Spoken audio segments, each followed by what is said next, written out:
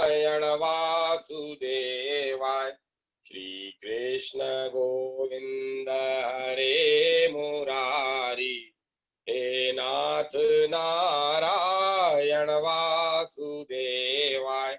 श्री कृष्ण गोविंद हरे मुरारी। हे नाथ नारायण वासुदेवाय। श्री कृष्ण गोविंद हरे मुरारी। हे नाथ नारायण वासुदेवाय। श्री कृष्ण गोविंद हरे मुरारी। हे नाथ नारायण वासुदेवाय। श्री कृष्ण गोविंद हरे मुरारी। हे नाथ नारायण वासुदेवाय। श्री कृष्ण गोविंद हरे मुरारी। हे नाथ नारायण वासुदेवाय। श्री कृष्ण गोविंद हरे मुरारी। हे नाथ नारायण वासुदेवाय। श्री कृष्ण गोविंद हरे मुरारी। हे नाथ नारायण वासुदेवाय। श्री कृष्ण गोविंद हरे मुरारी। हे नाथ नारायण वासुदेवाय। श्री कृष्ण गोविंद हरे मुरारी। हे नाथ नारायण वासुदेवाय। श्री कृष्ण गोविंद हरे मुरारी। हे नाथ नारायण वासुदेवाय। श्री कृष्ण गोविंद हरे मुरारी। हे नाथ नारायण वासुदेवाय। श्री कृष्ण गोविंद हरे मुरारी। हे नाथ नारायण वासुदेवाय। श्री कृष्ण गोविंद हरे मुरारी। हे नाथ नारायण वासुदेवाय। श्री कृष्ण गोविंद हरे मुरारी। हे नाथ नारायण वासुदेवाय। श्री कृष्ण गोविंद हरे मुरारी।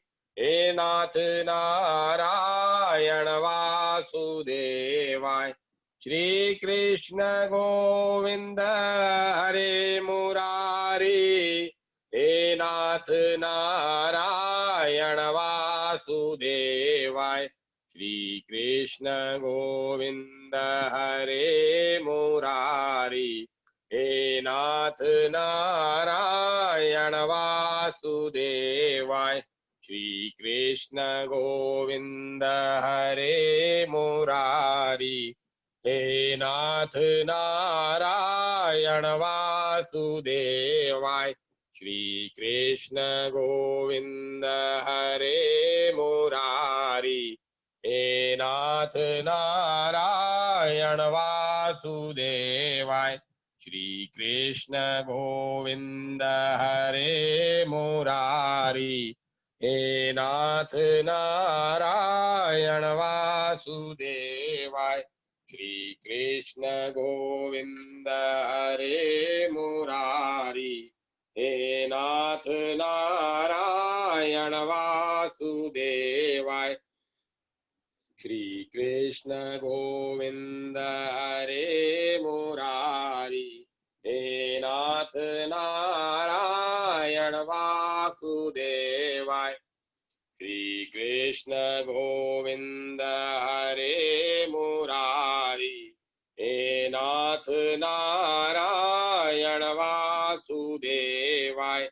श्री कृष्ण गोविंद हरे मुरारी, हे नाथ नारायण वासुदेवाय, श्री कृष्ण गोविंद हरे मुरारी, हे नाथ नारायण वासुदेवाय, श्री कृष्ण गोविंद हरे मुरारी, हे नाथ नारायण वासुदेवाय, श्री कृष्ण गोविंद हरे मुरारी, हे नाथ नारायण वासुदेवाय, श्री कृष्ण गोविंद हरे मुरारी, हे नाथ नारायण वासुदेवाय, श्री कृष्ण गोविंद हरे मुरारी, हे नाथ नारायण वासुदेवाय, श्री कृष्ण गोविंद हरे मुरारी, हे नाथ नारायण वासुदेवाय।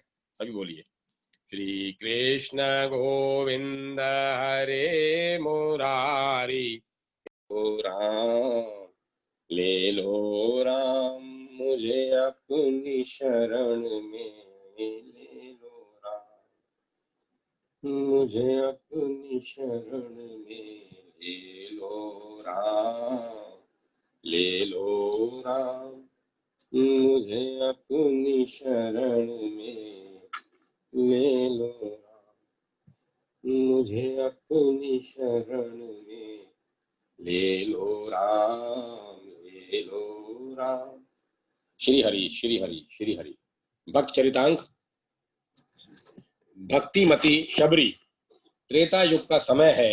वर्णाश्रम धर्म की पूर्ण प्रतिष्ठा है। वनों में स्थान स्थान पर ऋषियों के पवित्र आश्रम बने हुए हैं। तपोधन ऋषियों के यज्ञ धूम से दिशाएं आच्छादित और वेद ध्वनि से आकाश मुखरित हो रहा है। ऐसे समय दंड कारण में पति पुत्र विहीना भक्ति श्रद्धा संपन्ना एक वृद्धा भीलिनी रहती थी, जिसका नाम था शबरी।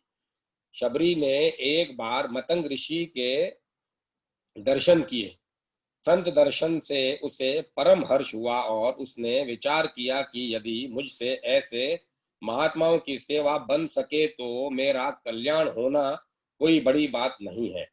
यह सोचकर उसने ऋषियों के आश्रमों से थोड़ी दूर पर अपनी छोटी सी कुटिया बना ली और कंदमूल फल से अपना उदर पोषण करती हुई अपने को नीच समझकर वह अप्रकट रूप से ऋषियों की सेवा करने लगी। जिस मार्ग से ऋषिगण स्नान करने जाया करते, उषा काल के पूर्व ही उसको झाड़ बुहार कर साफ कर देती।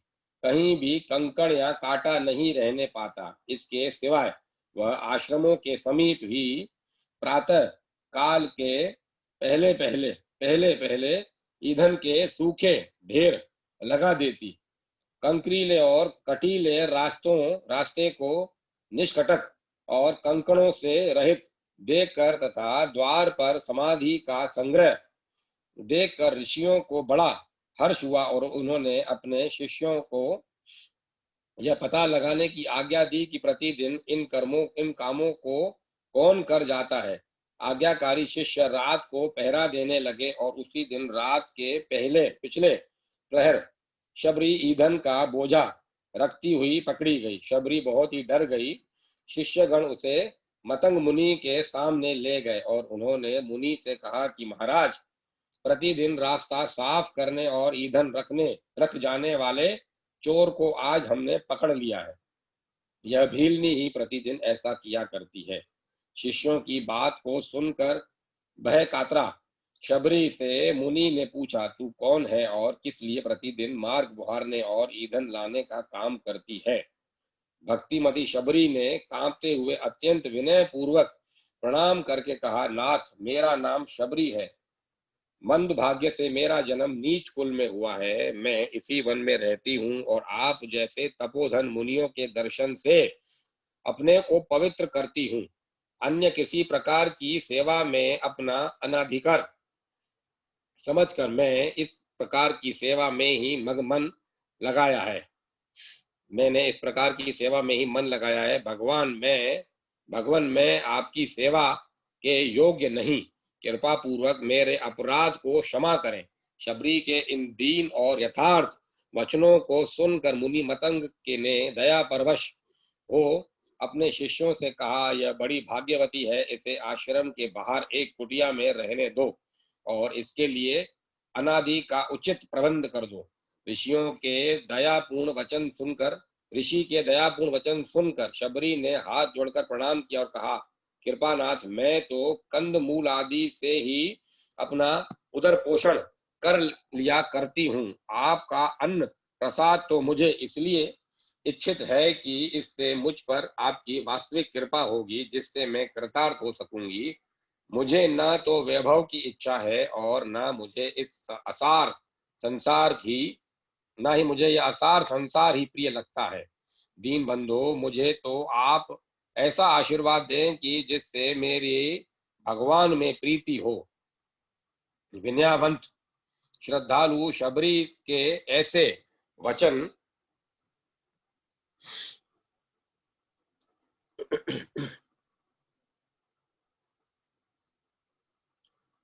वचन सुनकर मुनि मतंग ने कुछ देर सोच विचार कर प्रेम पूर्वक उससे कहा, कल्याणी, तू निर्भय होकर यहाँ रह और भगवान के नाम का जप किया कर। ऋषि की कृपा से शबरी जटाचीर धारणी होकर भगवत भजन में निरत हो आश्रम में रहने लगी। अन्यान्य ऋषियों को यह बात अच्छी नहीं लगी। उन्होंने मतंग ऋषि से कह दिया कि आपने नीच जाति शबरी को आश्रम में स्थान दिया है, इससे हम लोग आपके साथ भोजन करना तो दूर रहा, संभाषण भी करना नहीं चाहते। भक्ति तत्व के मर्मज्ञ मतंग ने इन शब्दों पर कोई ध्यान नहीं दिया। वे इस बात को जानते थे कि ये सब भ्रम में है। शबरी के स्वरूप का इन्हें ज्ञान नहीं है। शबरी केवल नीच जाति की साधारण स्त्री ही नहीं है, वह एक भगवत भक्ति परायणा उच्च आत्मा है। उन्होंने इसका कुछ भी विचार नहीं किया और वे अपने उपदेश में से शबरी की भक्ति बढ़ाते रहे। इस प्रकार भगवत गुण स्मरण और गान करते करते बहुत समय बीत गया। मतंग ऋषि ने शरीर छोड़ने की इच्छा की। यह जानकर शिष्यों को बड़ा दुख हुआ। शबरी अत्यंत कलेश के कारण क्रंदन करने लगी। गुरुदेव का परम धाम में पधारना उसके लिए असहनीय हो गया था। वह बोली, नाथ, आप अकेले ही न जाएं, यह किंकरी भी आपके साथ जाने को तैयार है। विषण वदना कृतांजलि दिना शबरी को सम्मुख देखकर मतंग ऋषि ने कहा, सुव्रते, तू यह विषाद छोड़ दे। कौशल किशोर भगवान श्री राम इस समय चित्रकूट में है, वे यहाँ अवश्य पधारेंगे। उन्हें तू इन्हीं चर्म चक्षुओं से प्रत्यक्ष देख सकेगी। वे साक्षात परमात्मा नारायण हैं।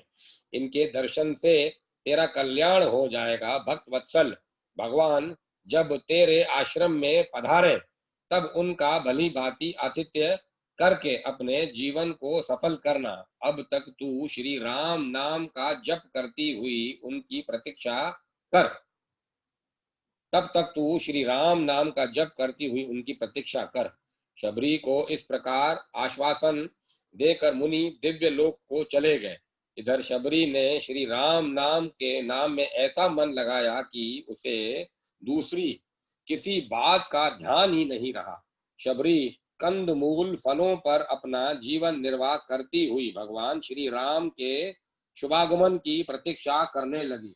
जो ही जो दिन बीतते हैं त्यों ही त्यों शबरी की राम दर्शन लालसा प्रबल होती जाती है। जरा सा शब्द सुनते ही वह दौड़कर बाहर जाती है और बड़ी आतुरता के साथ प्रत्येक वृक्ष, लता, पत्र, पुष्प और फलों से तथा पशु पक्षियों से पूछती है कि अब श्री राम कितने दूर हैं, यहाँ कब पहुंचेंगे। प्रातः काल कहती है कि भगवान आज संध्या को आएंगे। सायंकाल को फिर कहती है कि कल सवेरे तो अवश्य पधारेंगे। कभी घर के बाहर जाती है, कभी भीतर आती है, कहीं मेरे राम के कोमल चरण कमलों में चोट न लग जाए, इसी चिंता से बार बार रास्ता साफ करती और कांटे कंकड़ों को बुहारती है। घर को नित्य गोबर गोमूत्र से लीप पोत कर ठीक करती है। नित्य नई मिट्टी गोबर की चौकी बनाती है। कभी चमक कर उठती है, कभी बाहर जाती है और सोचती है भगवान बाहर आ ही गए होंगे। वन में जिस पेड़ का फल सबसे अधिक सुस्वाद और मीठा लगता है, वही अपने राम के लिए अपने बड़े चाव से रख छोड़ती है। इस प्रकार शबरी उन राजीव लोचन राम के शुभ दर्शन की उत्कंठा से राम गमन कांठाक्षा पागल सी हो गई है। सूखे पत्ते वृक्षों से झड़कर नीचे गिरते हैं तो उनके शब्दों को शबरी अपने प्रिय राम के पैरों की आहट समझकर दौड़ती है। इस तरह आठों पैर उसका चित्त श्री राम में रमा रहने लगा, परंतु राम नहीं आए। एक बार मुनि बालकों ने कहा, शबरी तेरे राम आ रहे हैं। फिर क्या था, बेर आदि फलों को आंगन में रखकर वह दौड़ी सरोवर से जल लाने के लिए। प्रेम के उन्माद में उसे शरीर की सुधि नहीं थी। एक ऋषि स्नान करके लौट रहे थे। शबरी ने उन्हें देखा नहीं और उनसे उसका स्पर्श हो गया। मुनि बड़े क्रुद्ध हुए। वे बोले, कैसी दुष्टा है, जानबूझकर हम लोगों का अपमान करती है। शबरी ने अपनी धुन में कुछ भी नहीं सुना और वह सरोवर पर चली गई। ऋषि भी पुनः स्नान करने को उसके पीछे पीछे गए। ऋषि ने जो ही जल में प्रवेश किया त्यों ही जल में कीड़े पड़ गए और उसका वर्ण रुधिर सा हो गया। इतने पर भी उनको यह ज्ञान नहीं हुआ कि यह भगवत भक्ति परायणा शबरी के तिरस्कार का फल है। इधर जल लेकर शबरी पहुंचने ही नहीं पाई थी कि दूर से भगवान श्री राम मेरी शबरी कहाँ है पूछते हुए दिखाई दिए। यद्यपि अन्यान्य मुनियों को भी यह निश्चय था कि भगवान अवश्य पधारेंगे, फिर भी उनकी ऐसी धारणा थी कि वे सर्वप्रथम हमारे ही आश्रमों में पदार्पण करेंगे। परंतु दीन वत्सल भगवान श्री रामचंद्र जब पहले उनके यहाँ न जाकर शबरी की मड़िया का पता पूछने लगे, तब उन तपोबल के अभिमानी मुनियों को बड़ा आश्चर्य हुआ। शबरी के कानों में भी सरल ऋषि बालकों के द्वारा यह बात पहुंची। श्री राम का अपने प्रति इतना अनुग्रह देखकर शबरी को जो सुख हुआ उसकी कल्पना कौन कर सकता है। इतने में ही भगवान श्री राम लक्ष्मण सहित शबरी के आश्रम में पहुंचे। शबरी देख ही राम ग्रह आए, मुनि के वचन समुझी जिए भाई। सुर सरसिज लोचन बाहु विशाला, जटा मुकुट सिर और वनमाला। श्याम गौर सुंदर दो भाई, सबरी परी चरण लपटाई। प्रेम मगन मुख बचन न आवा, पुनि पुनि पद सरोज सिर नावा। आज शबरी के आनंद का पार नहीं है। वह प्रेम में पगली होकर नाचने लगी। हाथ में ताल दे देकर नृत्य करने में वह इतनी मग्न हुई कि उसे अपने उत्तरीय वस्त्र तक का ध्यान नहीं रहा। शरीर की सारी सुध बुध जाती रही। इस तरह शबरी को आनंद सागर में निमग्न देखकर भगवान बड़े ही सुखी हुए और उन्होंने मुस्कुराते हुए लक्ष्मण की ओर देखा। तब श्री लक्ष्मण जी ने हंसते हुए गंभीर स्वर से कहा कि शबरी तू क्यों नाचती, तू शबरी क्या तू नाचती ही रहेगी। देख श्री राम कितनी देर से खड़े हैं, क्या इनको बिठाकर तू इनका आतिथ्य नहीं करेगी। इन शब्दों से शबरी को चेत हुआ और उस धर्म परायण तपस्वी सिद्धा सन्यासिनी ने श्रीधम श्रीमान धीमान सन्यासियों सन्यासिनी ने दीवान श्री रामचंद्र लक्ष्मण जी को देखकर उनके चरणों में हाथ जोड़कर प्रणाम किया और पाद आचमन आदि से उनका पूजन किया। सादर जल ले चरण पखारे, पुनि सुंदर आसन बैठारे। भगवान श्री राम उस धर्म निरता शबरी से पूछने लगे, तपोधने, तुमने साधन के समस्त विघ्नों पर तो विजय पाई है, तुम्हारा तप तो बढ़ रहा है, तुमने कोप और आहार का संयम तो किया है, चारु भाषणी तुम्हारे नियम तो सब बराबर पालन हो रहे हैं, तुम्हारे मन में शांति तो है, तुम्हारी गुरु सेवा सफल तो हो गई, अब तुम क्या चाहती हो। श्री राम के वचन सुनकर वह सिद्ध पुरुषों में मान्य वृद्धा तपस्वी बोली, भगवान भगवान आप मुझे सिद्धा सिद्ध समता तपस्वी आदि कहकर लज्जित न कीजिए, मैंने तो आज आपके दर्शन से ही जन्म सफल कर लिया। हे भगवान, आज आपके दर्शन से मेरी सभी तप सिद्ध हो गए, मेरे सभी तप सिद्ध हो गए हैं, मेरा जन्म सफल हो गया, आज मेरी गुरुओं की पूजा सफल हो गई, मेरा तप सफल हो गया। हे पुरुषोत्तम, आप देवताओं में श्रेष्ठ राम की कृपा से अब मुझे अपने स्वर्ग पवर्ग में कोई संदेह नहीं रहा। शबरी अधिक नहीं बोल सकी, उसका गला प्रेम से रुंध गया।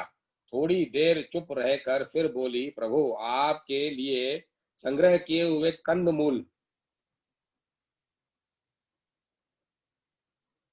कंदमूल फलादि तो अभी रखे ही हैं, भगवान मुझे अनाथनी के फलों को ग्रहण कर मेरा मनोरथ सफल कीजिए। तो यूं कहकर शबरी फलों को लाकर भगवान को देने लगी और भगवान बड़े प्रेम से पवित्र प्रेम रस से पूर्ण उन फलों की बार बार सराहना करते हुए उन्हें खाने लगे। पद्म पुराण में भगवान व्यास जी ने कहा है, शबरी वन के पके हुए मूल और फलों को स्वयं चख चख कर परीक्षा करके भगवान को देने लगी।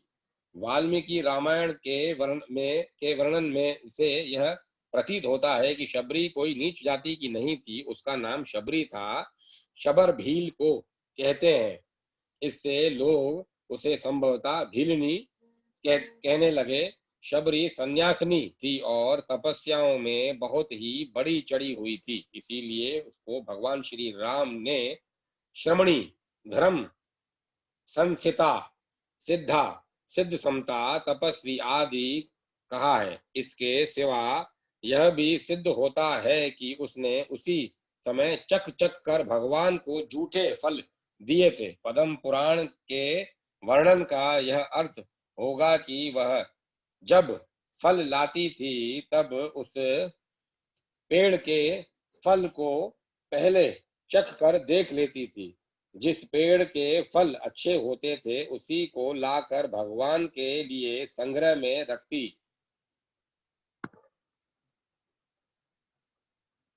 वास्तव में प्रेम में कोई नियम नहीं होता, परंतु भगवान श्री राम की जीवन लीला मर्यादा की है, इसी से ऐसा समझना ही उचित है। परंतु जो सज्जन प्रेम वश वैसा अर्थ करते हैं, वे भी प्रेम के कारण सर्वदा स्तुत्य स्तुत्य है।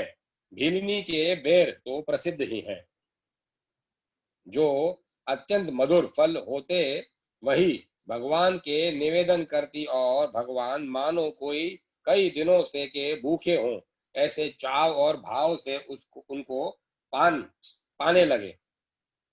बेर बेर बेर ले सराहे बेर बेर बहु, रसिक बिहारी देत बंधु कह फेर फेर। चाखी चाखी बाखे वह यह वाहू ते महान मीठो, ले हूं तो लखन यूं बखानत है हेर हेर।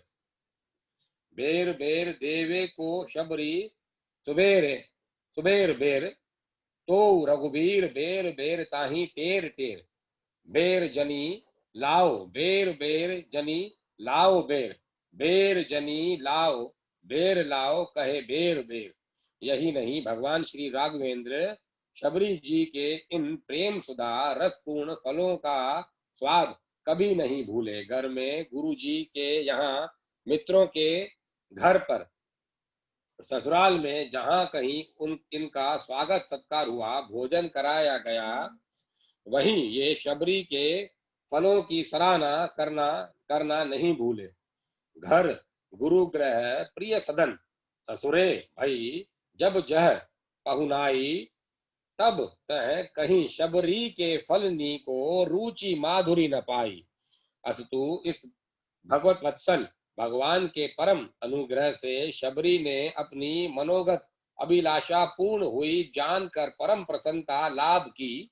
तदंतर यह वह हाथ जोड़कर सामने खड़ी हो गई। प्रेम प्रभु को देख देख कर उसकी प्रीति सरिता में अत्यंत बाढ़ आ गई। उसने कहा, के ही विधि स्तुति करूं तुम्हारी, अधम जाति में जड़ मति जारी। के ही विधि स्तुति करूं तुम्हारी, अधम जाति में जड़ मति भारी। अधम ते अधम अधम अति नारी, दिन में मैं मति मंद अघारी। आर्त त्राण परायण पति पावन भक्त वत्सल श्री राम ने उत्तर में कहा, भामिनी तुम मेरी बात सुनो। मैं एकमात्र भक्ति का नाता मानता हूँ। जो मेरी भक्ति करता है वह मेरा है और मैं उसका हूँ। जाति पाति कुल धर्म बड़ाई, द्रव्य बल कुटुंब गुण चतुराई, ये सब कुछ हो, पर यदि भक्ति न हो तो वह मनुष्य बिना जल के बादलों के समान शोभाहीन और व्यर्थ है।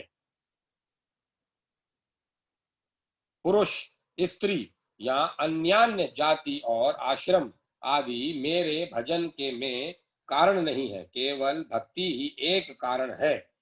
जो मेरी भक्ति से विमुख है, यज्ञ दान तप और वेदाध्ययन करके भी वे मुझे नहीं देख सकते। यही घोषणा भगवान ने गीता में की है। इसके बाद भगवान ने शबरी को नवदा भक्ति का स्वरूप बतलाया और कहा, नवदा भक्ति कहूं तो ही पाही, सावधान सुनु धरु मन माही। प्रथम भक्ति संतह कर संगा, दूसरी रीत मम कथा प्रसंगा। गुरुपद पंकज सेवा तीसरी भक्ति अमान, चौथी भक्ति मम गुण गण करई कपट तज कान। मंत्र जाप मम दृढ़ विश्वासा, पंचम भजन सो भेद प्रकाशा। छठ दम शील बिरती बहु कर्मा, निरत निरंतर सज्जन धर्मा। सातव सम मोही मैं जग देखा, मोते संत अधिक करी लेखा। आठव जथा लाभ संतोषा, सपने हूं नाही देख ही पर दोषा।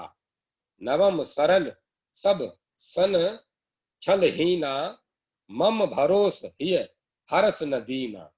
नव महु एक हो मम नव महु एक जिनके होई, नारी पुरुष सचाचर सचराचर कोई। सोई अतिशय प्रिय भामिनी मोरे, सकल प्रकार भक्ति दृढ़ तोरे। जोगी बंद दुर्लभ गति जोई, तो कहूं अतु सुलभ भई सोई। उसी समय दंडकारण्य वासी अनेक ऋषि मुनि शबरी जी के आश्रम में आ गए। मर्यादा पुरुषोत्तम भगवान श्री राम और लक्ष्मण जी ने खड़े होकर मुनियों का स्वागत किया और उनसे कुशल प्रश्न किया। सब ने उत्तर में यही कहा, रघुश्रेष्ठ आपके दर्शन से हम अब निर्भय हो गए हैं। प्रभु हम बड़े अपराधी हैं। इस परम भक्तिमती शबरी के कारण हमने मतंग जैसे महानुभाव का तिरस्कार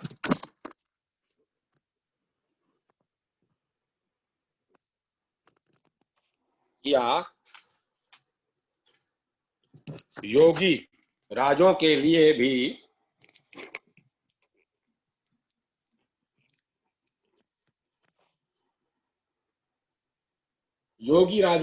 भी जो परम दुर्लभ है, ऐसे आप साक्षात नारायण जिसके घर पर पधारे हैं, वह भक्तिमती शबरी सर्वथा धन्य है। हमने भी बड़ी भूल की। इस प्रकार सब ऋषि मुनि पश्चाताप करते हुए भगवान से विनय करने लगे। आज दंडकारण्य वासी ज्ञानाभिमानियों की आंखें खुली। हमारे 3 जन्मों को एक गर्भ से, दूसरे उपनयन से और तीसरे यज्ञ दीक्षा से विद्या को, ब्रह्मचार्य व्रत को बहुत जानने को, उत्तम कुल को, यज्ञादि क्रियाओं में चतुर होने को बार बार धिक्कार है, क्योंकि हम श्री हरि के विमुख हैं। निसंदेह भगवान की माया बड़े बड़े योगियों को मोहित कर देती है। अहो, हम लोगों के गुरु ब्राह्मण कहलाते हैं, परंतु अपने ही सच्चे स्वार्ग से, हरि की भक्ति से चूक गए। अस्तु, ऋषि मुनियों को पश्चाताप करते देखकर श्री लक्ष्मण जी ने उनके तप की प्रशंसा करके उन्हें कुछ सांत्वना दी। तदंतर एक ऋषि ने कहा, शरणागत वत्सल, यहाँ के सुंदर सरोवर के जल में कीड़े क्यों पड़ रहे हैं और तथा वह रुधिर सा क्यों हो गया है? लक्ष्मण जी ने हंसते हुए कहा, मतंग मुनि के साथ द्वेष करने तथा शबरी जैसी राम भक्ता साध्वी का अपमान करने के कारण आपके अभिमान रूपी दुर्गुण से ही यह सरोवर इस दशा को प्राप्त हो गया है। इसके फिर पूर्वत होने का एक यही उपाय है कि शबरी एक बार फिर से उसका स्पर्श करे। भगवान की आज्ञा से शबरी ने जलाशय में प्रवेश किया और तुरंत ही जल पूर्वत निर्मल हो गया। यह है भक्तों की महिमा। भगवान ने प्रसन्न होकर फिर शबरी जी से कहा कि तू कुछ वर मांग। शबरी जी ने कहा, मैं अत्यंत नीच कुल में जन्म लेने पर भी आपका साक्षात दर्शन कर रही हूँ। यह क्या साधारण अनुग्रह का फल है? तथापि मैं यही चाहती हूँ कि आप में मेरी दृढ़ भक्ति सदा बनी रहे। भगवान ने हंसते हुए कहा, यही होगा। शबरी ने पार्थिव देह परित्याग करने के लिए भगवान की आज्ञा चाही। भगवान ने उसे आज्ञा दे दी। शबरी मुनि जनों के सामने ही देह छोड़कर परम धाम को पलायन कर गई और सब और जय जयकार की ध्वनि होने लगी। जब मैं ये अभी प्रसंग पढ़ रहा था शबरी माता का, तो किसी को आंख बंद करके वो दृश्यमान हुआ? जिन जिन भक्तों की मैं कथा पढ़ता हूँ, तो कोशिश कीजिए उसमें मन लगाइए और आंखें बंद करके सुनिए। तो ईश्वर ने अगर कृपा की और ईश्वर की मर्जी हुई तो वो दृश्यमान होंगी चीजें आपको। जीवंती वैश्या, जुआ पड़ावत गणी का तारी। प्राचीन काल की कथा है। एक नगर में जीवंती नाम की एक वैश्या रहती थी। लोक परलोक के भय से रहित होकर वह वैश्या विचार वृत्ति से उधर पोषण किया करती। एक दिन एक तोता बेचने वाले से उसने सुंदर देखकर एक छोटा सा सुग्गे का बच्चा खरीद लिया। वैश्या के कोई संतान नहीं थी, इसीलिए वह उस पक्षी शावक का पुत्रवत पालन करने लगी। प्रातःकाल उठते ही उसके पास बैठकर उसे राम राम पढ़ाती। जब वह नहीं बोलता तब उसे अच्छे अच्छे रस भरे फल खाने को देती। सुआ राम राम सीख गया और अभ्यासवश बड़े सुंदर स्वरों से वह रात दिन राम राम बोलने लगा। वैश्या छुट्टी पाते ही उसके पास आकर बैठ जाती और उसी के साथ वह भी राम राम का उच्चारण किया करती। एक दिन एक ही समय दोनों का मृत्यु काल आ गया। राम उच्चारण करते करते दोनों ने प्राण त्याग दिए। सुआ भी पहले का पापी था, अतः दोनों पापियों को लेने के लिए चंड आदि यमराज के कई दूत हाथों में फांसी और अनेक प्रकार के शस्त्र लिए वहां पहुंचे। इधर विष्णु तुल्य पराक्रमी शंख चक्र गदाधारी भगवान विष्णु के दूत भी आ उपस्थित हुए। उन्होंने यमदूतों से कहा, तुम लोग इन दोनों निष्पाप जीवों को क्यों फांसी में बांध रहे हो? तुम किसके दूत हो? यमदूत, हम महाराज सूर्यपुत्र यमराज के किंकर हैं। इन दोनों पापात्माओं को यमपुरी में ले जाते हैं। विष्णुदूत क्रोध से हंसकर उन यमदूतों की बात को इन यमदूतों की बात को सुनो। क्या भगवान नाम लेने वाले हरि भक्त भी यमराज के दंड पाने योग्य हैं? दुष्टों का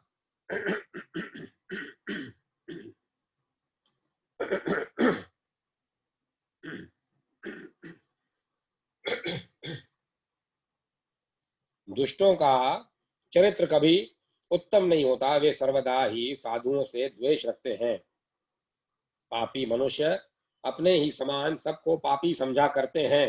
पुण्यात्मा पुरुषों को सारा जगत निष्पाप दिखता है। धार्मिक पुरुष पुण्य आत्माओं के पुण्य चरित्र सुनकर प्रसन्न होते हैं और पापियों को पाप कथा से प्रसन्नता होती है। भगवान की कैसी माया है! पाप से महान पीड़ा होती है, यह समझते हुए भी लोग पाप करने से नहीं चूकते। विष्णु दूतों ने इतना कहकर चक्र से दोनों के बंधन काट दिए। इस पर यमदूतों को बहुत क्रोध आया और वे विष्णु दूतों को ललकार कर बोले, तुम लोग पापियों को लेने आए हो, यह जानकर बड़ा आश्चर्य होता है। यदि तुम लोग बलपूर्वक इन्हें ले जाना चाहते हो तो पहले हमसे युद्ध करो। दोनों पक्षों के युद्ध दूतों में घोर युद्ध होने लगा। अंत में विष्णु दूतों से पराजित होकर अपने मूर्छित सेनापति चंड को उठाकर हाहाकार करते हुए यमदूत यमपुरी को भाग गए। उधर विष्णु दूतों ने हर्ष के साथ जय ध्वनि करके दोनों को विमान में बिठाया और विष्णु लोक को ले गए।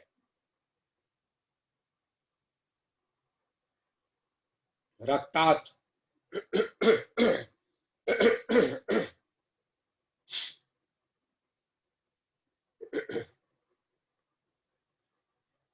रक्तात कलेवर यमदूत यमराज के सामने जाकर रोने लगे और बोले, सूर्यपुत्र महाबाहु, हम आपके आज्ञाकारी सेवकों की विष्णु दूतों ने बहुत ही दुर्गति की है। आपका प्रभुत्व अब कौन मानेगा?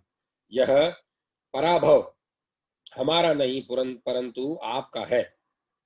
यमराज ने कहा, दूतों, यदि उन्होंने मरते समय राम इन दो अक्षरों का स्मरण किया है तो वे मुझसे कभी दंडनीय नहीं है।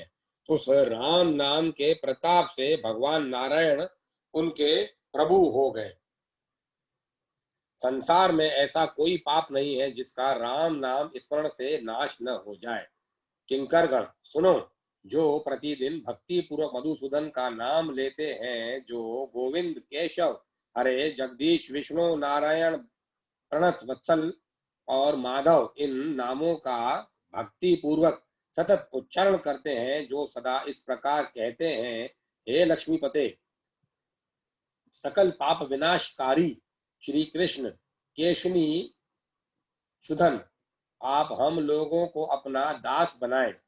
वे लोग मुझसे दंड पाने के योग्य नहीं हैं, जिनकी जीभ पर दामोदर, ईश्वर, अमृत वृंद सेव्य, श्री वासुदेव, पुरुषोत्तम और यादव आदि नाम विराजमान रहते हैं। मैं उन लोगों को प्रतिदिन प्रणाम करता हूँ। जगत के एकमात्र स्वामी नारायण मुरारी का महात्म्य कीर्तन करने में जिन लोगों का अनुराग है, हे वीरों, मैं उनके अधीन हूँ। जो भक्त भगवान विष्णु की पूजा में लगे रहते हैं, जो कपट रहित हो एकादशी का व्रत करते हैं, जो विष्णु चरणामृत को मस्तक पर धारण करते हैं, जो भोग लगाने के बाद प्रसाद ग्रहण करते हैं, जो तुलसी सेवी हैं, जो अपने माता पिता के चरणों को पूजने वाले हैं, जो ब्राह्मणों की पूजा और गुरु की सेवा करते हैं, जो दीन दुखियों के हृदय को सुख पहुंचाते हैं, जो सत्यवादी, लोकप्रिय और शरणागत पालक हैं, जो दूसरों के धन को विष के समान समझते हैं, जो अन्न जल भूमि का दान करते हैं, जो प्राणी मात्र के हितैषी हैं, जो बेकारों को आजीविका देते हैं, जो शांत चित्त हैं, जो जाति के सेवक हैं, जो दंभ क्रोध मद मत्सर से रहित हैं, जो पाप दृष्टि से बचे हुए हैं और जो जीतेंद्रिय हैं, उनको मैं प्रणाम करता हूँ, उनके अधीन हूँ। ऐसे लोगों की मैं कभी नरक के लिए चर्चा भी नहीं करता। भगवान व्यास ने कहा है, यमदूत इस प्रकार यमराज के द्वारा समझाए जाने पर भगवान का महात्म्य जान गए। भगवत नाम वेद से ही अधिक है, भगवत नाम वेद से भी अधिक है। तत्वज्ञ पुरुष राम नाम का स्मरण करते हैं। राम मंत्र सब मंत्रों से अधिक महत्व का है। राम नाम का पूरा प्रभाव भगवान महादेव जी ही जानते हैं, अन्य कोई भी देवता नहीं जानते। राम के उच्चारण में कोई श्रम नहीं होता। सुनने में भी बड़े सुंदर हैं, तो भी दुष्ट मनुष्य इसका स्मरण नहीं करते। जब अत्यंत दुर्लभ मुक्ति राम नाम से मिल सकती है, तब राम नाम को छोड़कर और करने योग्य काम ही कौन सा है। जब तक राम नाम का स्मरण चालू नहीं होता, तभी तक पाप रहते हैं। अतएव सबको श्री राम नाम का जप करना चाहिए। वासुदेव व्यासदेव फिर कहने लगे, जैमिनी, मृत्यु समय में राम नाम स्मरण करने से पापात्मा भी मोक्ष को प्राप्त होता है। राम नाम समस्त अमंगल का नाश करने वाला, मनोरथ पूर्ण करने वाला और मोक्ष देने वाला है। इसीलिए बुद्धिमानों को सदा राम नाम स्मरण करना चाहिए। जिस समय मनुष्य राम नाम स्मरण नहीं करता, वही समय व्यर्थ जाता है। यह मैं सत्य कहता हूँ। जो रसना राम नाम के रस भेद को जानती है, तत्वदर्शी मुनिगण कहते हैं कि बस वही रसना है। मैं सत्य सत्य और फिर सत्य कहता हूँ कि राम नाम स्मरण करने वाले मनुष्य कभी विषाद को प्राप्त नहीं हो सकते। भाग्यवती विदुर पत्नी। विदुर आदर्श भगवत भक्त, उच्च कोटि के साधु और स्पष्टवादी थे। दुर्योधन उनकी स्पष्टवादिता पर सदा ही नाराज रहता। विदुर जी का धृतराष्ट्र पर बहुत प्रेम था। इसी से वे समय समय पर दुर्योधन के द्वारा अपमान सहकर भी वहां रहते थे। इसके लिए कौरव पांडव दोनों ही समान थे। इनके लिए कौरव पांडव दोनों ही समान थे, पर धर्म मार्ग पर स्थित होने के कारण पांडव उनको विशेष प्रिय थे। ये सदा पांडवों की मंगल कामना किया करते। श्री कृष्ण में इनकी अनुपम प्रीति थी। इनकी धर्म पत्नी भी परम साध्वी, त्याग मूर्ति तथा भगवत भक्तिमयी थी।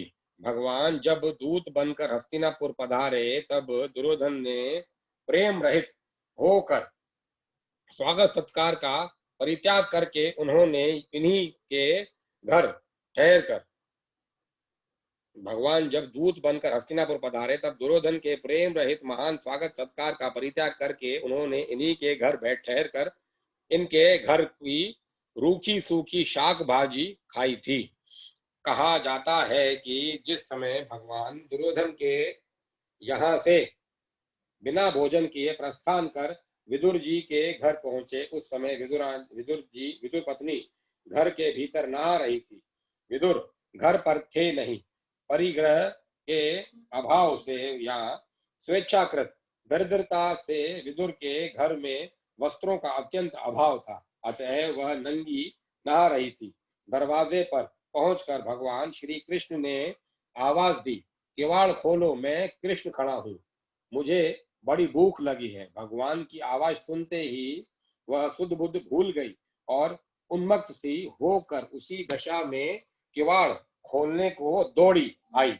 झट से किवाड़ खोल दिए। भगवान ने उसकी प्रेमोन्मुक्त स्थिति समझकर उसी क्षण अपना पीतांबर उसके शरीर पर डाल दिया। दिव्य पित्त पट ने उसके समस्त शरीर को ढक लिया। तदंतर वह प्रेमोन मादनी भगवान को हाथ जोड़कर भीतर ले गई। उसे बस इतना ही याद था, मैं कृष्ण भूखा हूँ, जल्दी से जल्दी क्या खिलाऊं। अंदर ले जाकर उसने एक उल्टे पीठे पर उन्हें बिठा दिया और खिलाने के लिए केले लेकर उनके पास बैठ गई। प्रेम और प्रसन्नता से मत वाली विदुर पत्नी केले छील छील कर उसका गुदा तो फेंकने लगी और छिलके भगवान को ही देने लगी। भगवान की तो प्रतिज्ञा ही ठहरी। भगवान बड़े प्रेम से सराह कर छिलके खाने लगे। दोनों प्रेम दान तथा प्रेम सुधा पान में तन्मय थे। इतने में श्री विदुर जी आ गए। वे कुछ देर तो स्तंभित होकर खड़े रहे, फिर उन्होंने यह व्यवस्था देखकर पत्नी को डांटा। तब उसे चेत हुआ कि वह पश्चाताप करने के साथ ही अपने मन को सरलता से श्री कृष्ण को उलाना देने लगी। छिलका दीन श्याम कहे, भूली मन तन ज्ञान, खाए पे क्यों आपने भूली गए क्यों भान। भगवान इस सरल वाणी पर हंस दिए। भगवान ने कहा, विदुर जी, आप बड़े बेमौके आए, मुझे बड़ा ही सुख मिल रहा था। मैं तो ऐसे ही भोजन के लिए सदा अतृप्त रहता हूँ। अब विदुर जी भगवान को केले का गूदा खिलाने लगे। भगवान ने कहा, विदुर जी, आपने केले तो मुझे बड़ी सावधानी से खिलाए, पर न मालूम क्यों इनके छिलके जैसा स्वाद नहीं आया। विदुर पत्नी के नेत्रों से प्रेम के आंसू झर रहे थे। भाग्यवती मालिन। फूलों का नाम सुनते ही दोनों हाथों की पसर में अन्न भरे हुए श्री कृष्ण फल लेने के निमित्त दौड़े। उनकी पसर में से धीरे धीरे अन्न गिरता जाता था। श्री कृष्ण को देखकर मालिन ने उनके दोनों हाथ फलों से भर दिए। भगवान ने भी अपने हाथ के शेष अन्न से उसकी टोकरी रत्नों से भर दी। मथुरा की एक भाग्यवती मालिन ब्रज में साग भाजी तथा फूल फल बेचने के लिए आया करती थी। नन्हे से सांवरे की सलोनी सूरत पर वह अनुरक्त थी। मुरली मनोहर मूर्ति उसके मन मंदिर में सदा बसी रहती और वह भावों के पुष्प चढ़ाकर अहर्निश उनकी अर्चा पूजा किया करती। श्याम सुंदर उसके मनोभाव को जानते थे, किंतु उनके अनुराग को बढ़ाने के निमित्त उससे उससे बोलते नहीं थे। वह जब भी आती तभी आप खेलने के बहाने बाहर निकल जाते। वह बेचारी मन महसूस कर रह जाती और मन ही मन कहती, श्याम सुंदर, तुम इतने निष्ठुर क्यों हो। जो तुम्हें चाहते हैं उनसे तुम दूर भागते हो और जो तुमसे वैर करते हैं उन्हें प्रसन्नता के से पास बुला लेते हो। तुम्हारी इस वक्रता का असली रहस्य क्या है, इसे कौन जान सकता है। मालिन के मन से मदन मोहन कभी दूर हटते ही नहीं थे, किंतु शरीर से सदा अलग ही रहते थे, मानो वे इससे डरते हों। मालिन घंटों नंद भवन में बैठी रहती, किंतु नंदलाल के साथ आज तक उसका कभी संलाप नहीं हुआ। कभी उस बिहारी ने मालिन की ओर हंसकर नहीं देखा। प्रेम की कुछ उल्टी ही रीति है। प्रेमी जो अपनी और उपेक्षा के भाव दिखाता है, त्यों ही त्यों अनुराग के भाव अधिकाधिक उमड़ने लगते हैं। प्रेम का स्वारस्य वियोग में ही है। विकलता उस आनंद का परिवर्धन करती है। वेदना ही उसका फल है, चाह ही उस तक पहुंचाती है। मालिन का मन विहंगम अब दूसरी जगह न जाकर सदा नंद के आंगन में ही उड़ उड़कर चक्कर लगाने लगा। वैसे तो मालिन साग पात बेचकर मथुरा चली जाती, किंतु उसका मन गोकुल में रह जाता। प्रातः काल उठते ही वह मन की खोज में फिर गोकुल आती और मनमोहन की मंद मंद मुस्कान के साथ अपने मन को पीड़ा करते देखकर वह अपने आप को भूल जाती। उसका शरीर सांवले की सुंदर अरुण वर्ण पतली पतली उंगलियों को स्पर्श करने के लिए सदा उत्सुक रहता।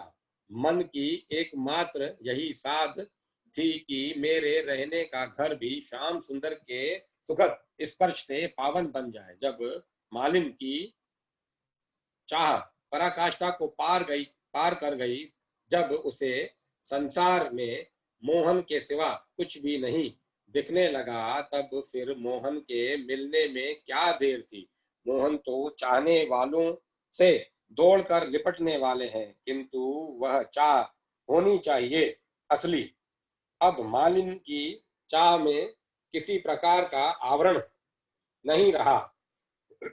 उसकी चाह मोहनमयी बन गई। एक दिन वह मोहन की मंजुल मूर्ति का ध्यान करती हुई ब्रज में आवाज दे रही थी, फल ले लो, फल ले लो री फल।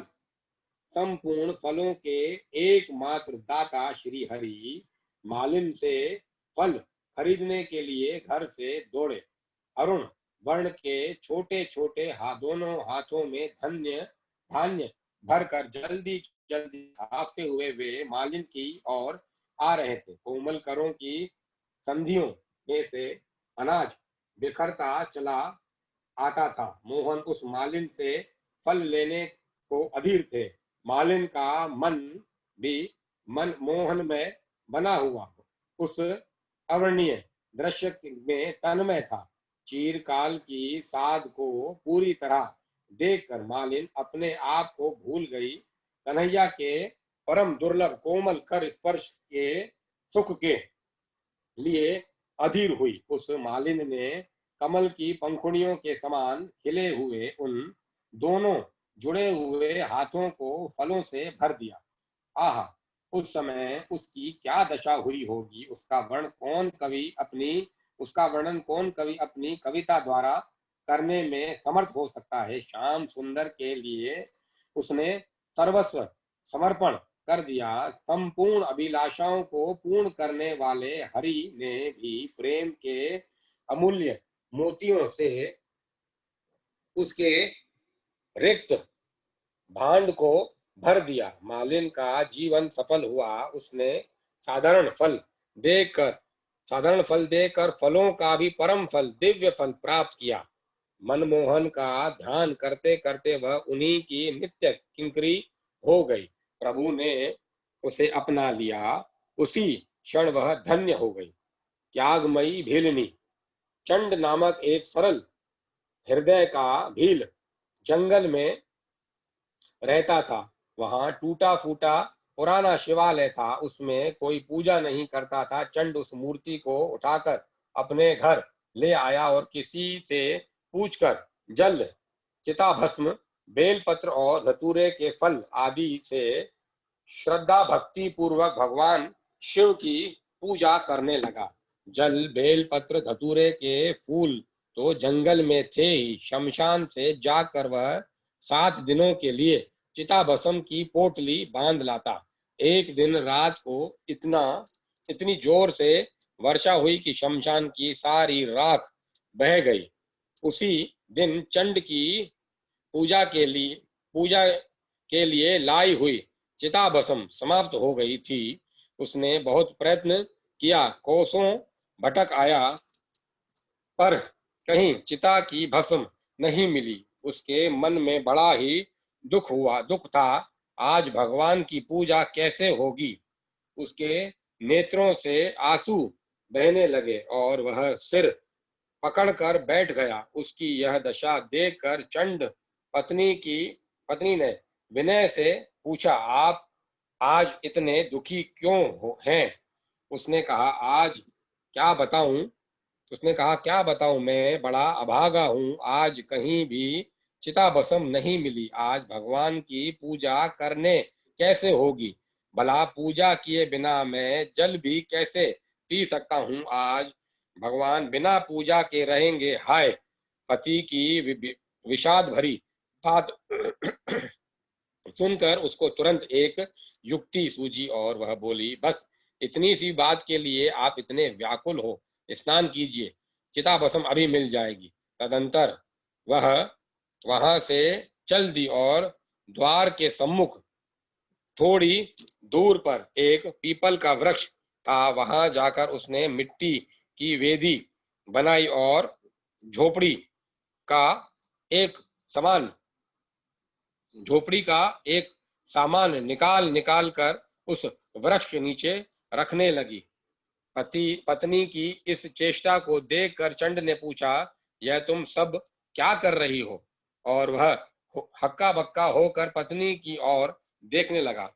उसके कुछ भी समझ में नहीं आया। पत्नी बोली, अब आप जल्दी स्नान करके भगवान को पीपल के नीचे वेदी पर बिठा दे। झोपड़ी तो दूसरी आज आप संध्या तक बना ही लेंगे।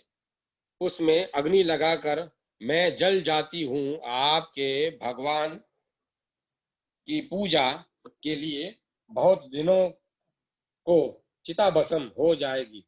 जिस निरपेक्षा से भील वन पक्षियों का आखेट करता था, उसी निरपेक्षा से भीलनी अपने शरीर की आहुति देने की बात कह रही थी, जैसे वह एक साधारण खेल करने जा रही है। चंड ने पत्नी के मुख की ओर देखा। पत्नी के त्याग, प्रेम और भक्ति से उसे प्रेम विहल कर दिया। भरे कंठ से उसने कहा, शरीर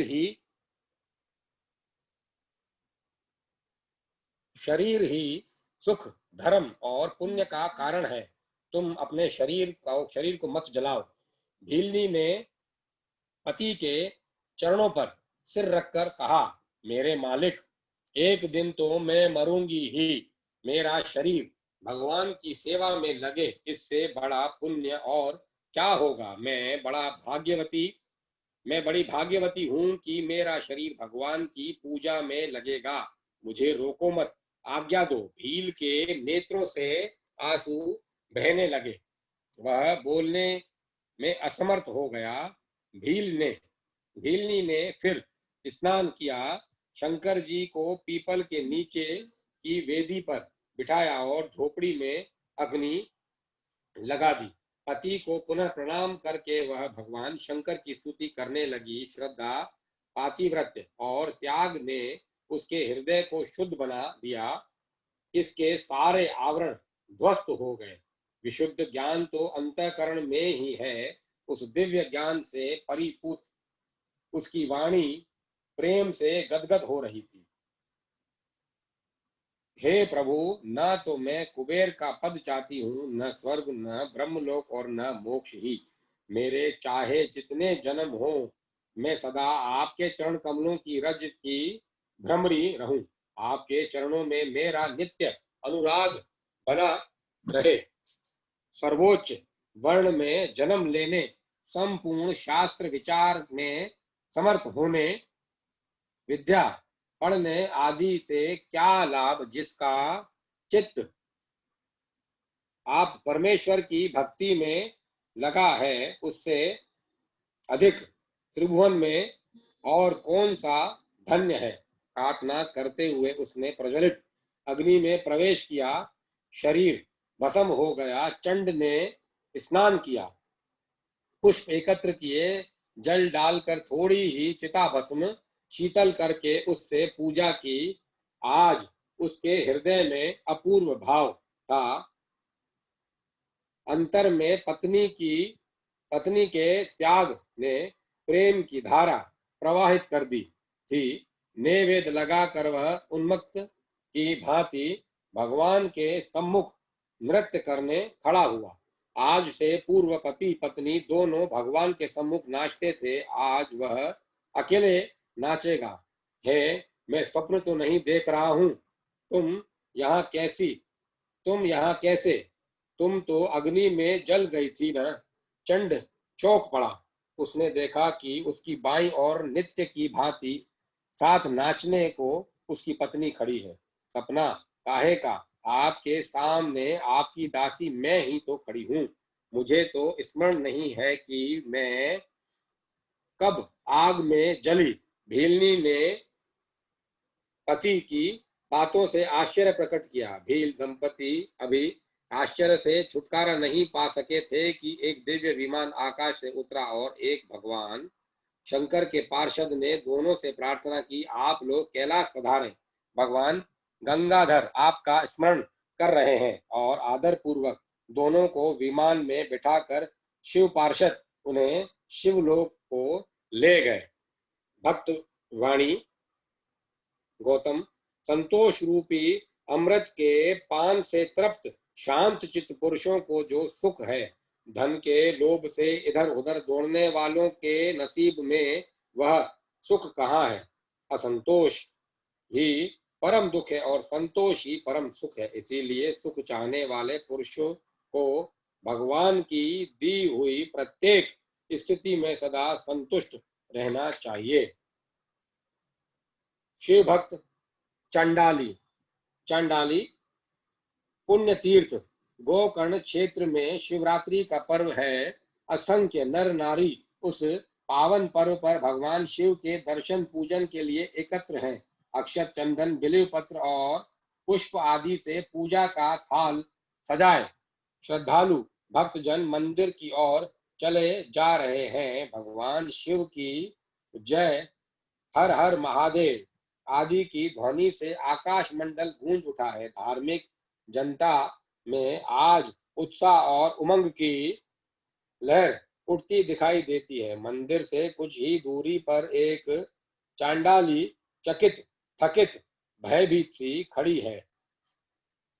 जन समाज ने के स्पर्श से बचती हुई वह पीछे हटती जा रही है। शरीर अत्यंत दुर्बल, कंकाल मात्र रह गया है। गलित कुष्ठ से भरे हुए अंगों पर मक्खियां भिन भिना रही हैं। विभत्सता की मूर्ति सी वह वृद्धा रुग्णा नारी समस्त नर नारियों की घृणा का पात्र हो रही है। शरीर पर रक्त और पिब से सना फटा पुराना वस्त्र दर्शकों में जुग जुगुप्सा का भाव उत्पन्न कर रहा है। जीवन से ऊब कर उसने अनशन किया है और अन्न के अभाव से यह कहना कठिन है। जैसे भी हो, शिवरात्रि के दिन पहले से ही वह निराहार है। लड़खड़ाती हुई मंदिर के निकट तक आ गई। मन में एक ही साध है, मेरे हाथ का बिल्व पत्र भगवान के चरणों में किसी प्रकार पहुंच जाता। किसी दयालु पुरुष ने उसकी यह साध पूरी कर दी। मन ही मन उसने भगवान शिव के स्वरूप का चिंतन किया और मन से ही उनकी सेवा पूजा कर ली। दया सिंधु महेश्वर ने उसकी भाव भक्ति की भेंट स्वीकार कर ली। भीड़ छट गई। दूर से ही भगवान का दर्शन करके उसने धरती पर मस्तक रखकर प्रणाम किया और शिव शिव का जप करती हुई एक और चली गई। रात भर उस क्षेत्र में जागरण करके दूसरे दिन वह क्षेत्र से बाहर निकली। दोपहर का समय है। भगवान भास्कर तप रहे हैं। एक सरोवर के तट पर बरगद की सघन छाया है। चांडाली वहां तक आते आते मूर्छित होकर गिर पड़ी। जीवनी शक्ति ने जवाब दे दिया। मृत्यु की घड़ी आ पहुंची। उसी समय आकाश से एक दिव्य विमान उतरा। चारों ओर प्रकाश छा गया। विमान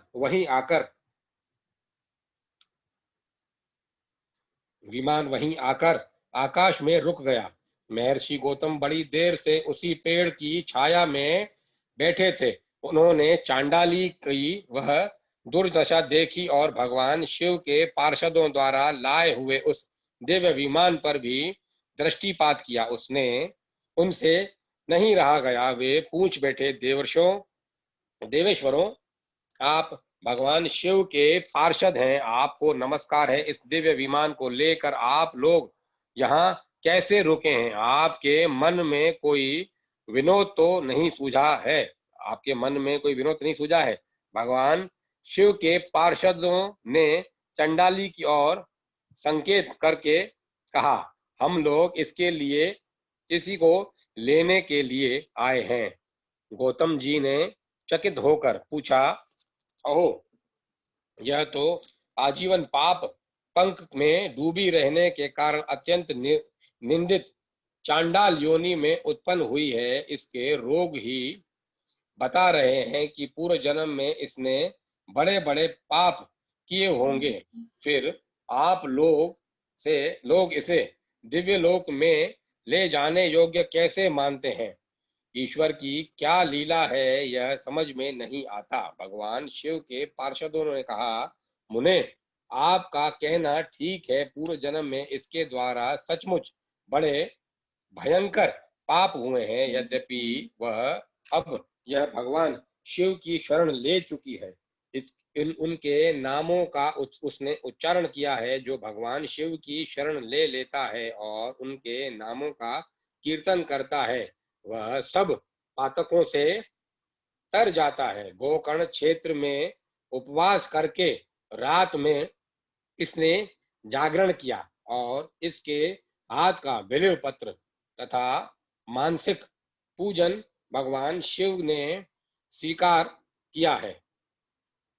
इसी अनुपम पुण्य का अक्षय फल भोगने के लिए यह आशुतोष शिव की मंगलमय धाम में जा रही है। कहकर भगवान शिव के दूतों ने उस जीव को चंडाल योनि से खींचकर दिव्य नारी का शरीर प्रदान किया। वह तत्काल अद्भुत तेज से संपन्न दिखाई देने लगी। दिव्य नारियों ने स्वागत पूर्वक उसे विमान पर बैठाया। चांडाली अब देवी हो गई। उसके शरीर से दिव्य और दिव्य प्रकाश फैल रहे थे। विमान बैठ नित्य शिव धाम में पहुंचकर पार्वती जी की सहचारी हो गई। उसकी यह गति देखकर समस्त लोकपाल आश्चर्य से चकित रह गए। गंधर्वराज पुष्पदंत शिव भारत ही नहीं, आसेतु हिमाचल के विशाल भूमि भाग में शिव महिमा स्तोत्र की जो प्रतिष्ठा है, जो पूज्य भावना है, जो आदर बुद्धि है, उससे सिद्ध होता है कि श्री विष्णु और श्री राम कृष्ण की तरह ही भगवान शिव का भी भारतीय मस्तिष्क पर पूर्ण प्रभाव चलता रहता चला आया है। शिव महिम्न स्तोत्र शिव विषयक साहित्य का अत्यंत विशिष्ट और प्रधान अंग है। इसके रचयिता परम शिव भक्त गंधर्वराज पुष्पदंत थे। शिव जी की यश भागीरथी में उनकी पवित्र वाणी ने अवगाहन कर शैव्य जगत को तो जो रत्न प्रदान किए हैं, वे भक्ति साहित्य की श्री वृद्धि से में सदा अमूल्य योग देते रहेंगे। गंधर्वराज पुष्पदंत प्रतिदिन प्रातः काल ही एक राजा के उपवन से ताजे पुष्प तोड़कर लाया करते थे। राजा पुष्पों को न पाकर मालियों को कठोर दंड दिया करता था। मालियों ने बड़े बड़े प्रयत्न किए पर फूल ले जाने वाले का पता नहीं लगता था। वे सब इस निर्णय पर पहुंचे कि फूल ले जाने वाला उपवन में आते ही किसी विशेष शक्ति की कृपा से अदृश्य हो जाया करता है। सचिवों ने समस्या का समाधान निकाला।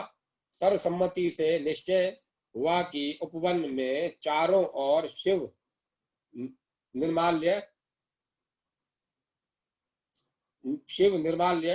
ला दिया जाए। शिव निर्माल्य को लांघते ही चोर की अदृश्य होने की शक्ति क्षीण हो जाएगी। ऐसा ही किया गया। गंधर्वराज को निर्माल्य का उल्लंघन करते ही मालियों ने देख लिया। वे पकड़ लिए गए, कारागृह में डाल दिए गए। उन्हें जब यह पता चला कि मैंने शिव निर्माल्य लांघकर महान अपराध किया है, उन्होंने भगवान आशुतोष को प्रसन्न करने और उनकी दया प्राप्त करने का दृढ़ संकल्प किया। एक दीनहीन की तरह असमर्थ और सर्वथा विवश होकर गंधर्वराज ने भगवान शिव का कारागृह में स्मरण किया। अपराध मार्जन का एकमात्र उपाय शिवाराधन ही था। उन्होंने भगवान शिव की प्रसन्नता के लिए स्तोत्र रचा। आशुतोष भगवान भोलेनाथ की जो तो गति निहारी ही है। भक्त ने सच्चे हृदय से पुकारा था। योगियों की अखंड समाधि, मुनियों और ज्ञानियों की तपस्या की भी उपेक्षा कर देने वाले शंकर भक्ति की पुकार पर दौड़ पड़े। कारागार में दिव्य प्रकाश छा गया। गंधर्वराज ने देखा कि भगवान शिव के मस्तक पर गंगा मुस्कुरा रही है। कंठ नीला है और गौर वर्ण पर सर्पों की मालाएं बड़ी सुंदर लग रही है। गज की खाल से प्रतिक्षण उनकी सुंदरता बढ़ती जा रही है। लोकांतर की समस्त संपदा उनके चरणों पर लौट रही है। भगवान शिव के साक्षात्कार ने उनकी भीषण तपस्या को सफल कर दिया। उनका अपराध मिट गया। उन्होंने अनेक प्रकार से उनकी स्तुति की। चरण धूलि मस्तक पर चढ़ाकर निवेदन किया, भगवान आपकी महिमा की परमावधि को न जानते हुए यदि मेरी स्तुति अनुचित है तो सर्वज्ञ ब्रह्मा आदि की वाणी भी तो पहले आपके यश सत्वन में थक चुकी है। ऐसी अवस्था में स्तुति करने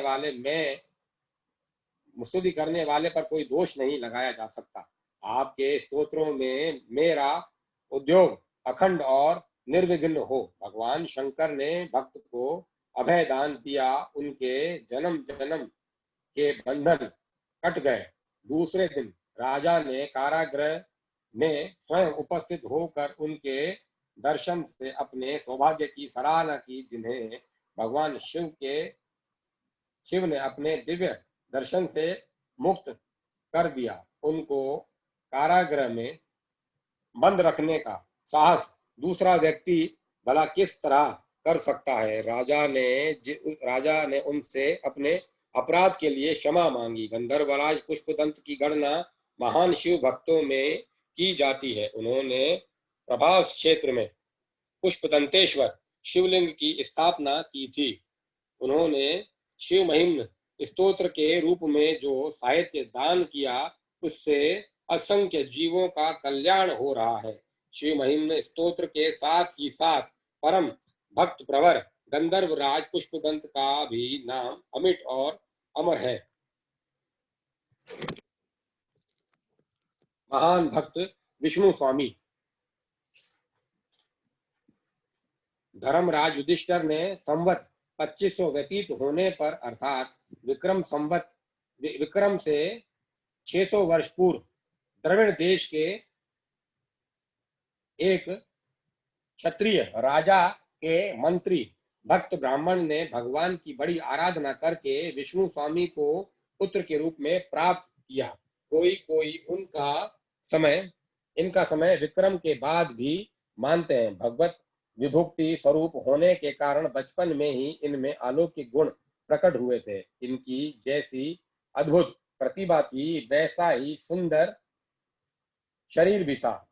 यज्ञोपवीत संस्कार के अनंतर थोड़े ही दिनों में इन्होंने संपूर्ण वेद वेदांग पुराणादि का यथावत ज्ञान प्राप्त कर लिया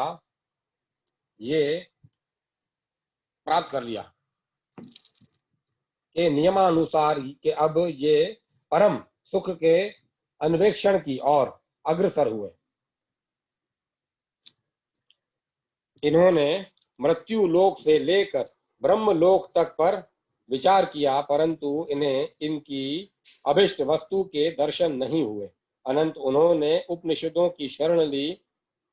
बृहदारण्यक उपनिषद के अध्याय 4 में ब्राह्मण 4 के सवायश महानज आत्मा सर्वस्व वशी से लेकर एश सेतु विधारण एकशा लोकान्मुख संवेदाएं तक जो वर्णन हुआ है, उसी के अनुसार ईश्वर का निश्चय करके उन्होंने उपासना आरंभ कर दी। इनका निश्चय दृढ़ था। प्रभु के साक्षात्कार पर इन्हें पूर्ण विश्वास था। इनकी उपासना बहुत दिनों तक बड़ी श्रद्धा भक्ति के साथ एक सी चलती रही, परंतु अभिलाषा पूर्ण न हुई। अब इन्होंने भगवत वियोग से अन्न जल का त्याग कर दिया, परंतु भगवत सेवा पूर्वक चलती रही। 6 दिन बीत गए, शरीर शिथिल पड़ गया, परंतु उत्साह में न्यूनता नहीं आई। 7वें दिन उनकी विरह व्यथा इतनी तीव्र हो गई कि उन्हें एक एक क्षण कल्प के समान जान पड़ने लगा। जीना भार स्वरूप हो गया। उन्होंने अपने शरीर को में जला देने का निश्चय किया। इसी समय उनका हृदय प्रकाश से भर गया और भगवत प्रेरणा से आंखें खुलने पर इन्होंने संत व्यासी किशोरे आदि श्लोक में वर्णित किशोरावृत्ति, वेणुवादन, तत्पर श्रृंगार, श्रृंगारस मूर्ति, पीतांबरधारी, सखी, दव्य सेवित, त्रिभंग ललित, भगवान श्याम सुंदर का सार मुनि दुर्लभ दर्शन प्राप्त किया। उस समय उनकी जो दशा हुई वह सर्वथा अवर्णनीय है। आनंद पूर्ण हृदय से उन्होंने भगवान के चरण कमलों पर सिर रख दिया एवं पुलकित शरीर से अश्रुधारा बहाते हुए वहीं लौटने लगे। भगवान ने इन्हें निज कर कमलों से उठाकर हृदय से लगाया और उनके सिर तथा पीठ पर हाथ फेर कर कृतार्थ किया। थोड़ी देर बाद संभलकर अंजलि बांधकर इन्होंने भगवान की स्तुति की। इनके मन में उपनिषदों के अभिप्राय के संबंध में कुछ संदेह था, अतः उसका निवारण करने के लिए भगवान ने इन्हें अपने गुणतम तत्व का रहस्य बताया। भगवान ने कहा, अपने मन में इस संदेश को तो स्थान ही मत दो कि मुझे पुरुषोत्तम भगवान के जो तुम्हारे सामने साकार रूप से साक्षात प्रत्यक्ष होकर बात कर रहा हूँ, अतिरिक्त भी कोई दूसरा तत्व है। इसी साकार रूप में एक अद्वितीय त्रिविध भेद शून्य अनिर्वचनीय परम तत्व मैं हूँ। माया जगत आदि कुछ नहीं है, सब मैं ही हूँ। जितने विरुद्ध धर्म दिखते हैं सब मुझ में है। मैं ही सगुण निर्गुण साकार निराकार सविशेष निर्विशेष सब कुछ हूँ। अतः यह शंका छोड़कर सर्वभाव से मेरा ही भजन करो। इसके पश्चात विष्णु स्वामी से भगवान की बहुत देर तक बातचीत होती रही।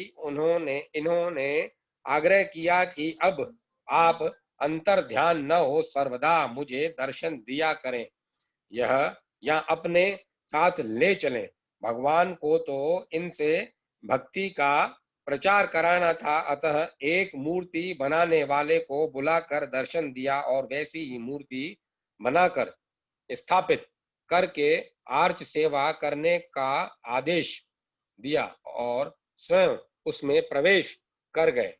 विष्णु स्वामी उस विग्रह को साक्षात भगवत रूप मानकर आर्चा पूजा करते हुए आनंद से जीवन बिताने लगे। ये श्री कृष्ण तवास्मी इस मंत्र का जप करते थे। भगवत प्रेरणा से भक्ति की संवर्धना संवर्धना करते करते इनकी वृद्धावस्था आ गई। तब इन्होंने शास्त्र मर्यादा के रक्षण के लिए त्रिदंड संन्यास ग्रहण किया और भगवत चिंतन करते करते भगवान के नित्य धाम में प्रवेश किया। इनके संप्रदाय में 700 आचार्य हुए हैं। इनमें एक बिलिव मंगल भी थे। ये बिलिव मंगल 3-4 प्रसिद्ध बिलिव मंगलों से भिन्न है।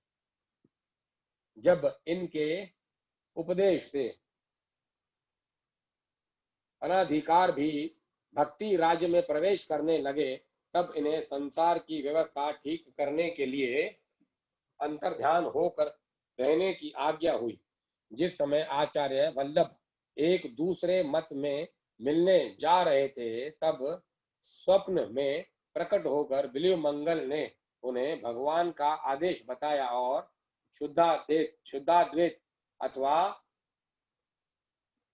पुष्टि मार्ग का उपदेश किया। इन्हीं श्री विष्णु स्वामी के सिद्धांत के आधार पर आचार्य वल्लभ ने अपना सिद्धांत स्थिर किया और समय समय पर भगवान ने उनके सामने प्रकट होकर उसका समर्थन किया।